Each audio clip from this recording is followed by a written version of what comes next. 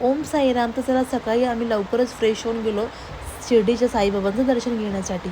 Finally मंदिरामध्ये पोहोचली आणि साईबाबांचं दर्शन घेतलं.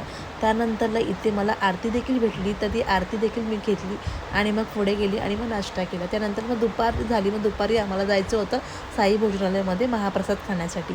मग आम्ही तिथे पोहोचतो. त्यानंतर तुम्ही इथे बघू शकता की इथे तुम्हाला ना म्हणजे अशी 2 टाईपची तिकीटं भेटतात, जसं की एक फ्रीवालं देखील आहे आणि एक ₹50वालं ते तिकीट घेऊन तुम्ही VIP सिटिंगमध्ये जाऊन जेवण करू शकता. तर हे आपलं फ्रीवालं भोजनालय, ठीक आहे.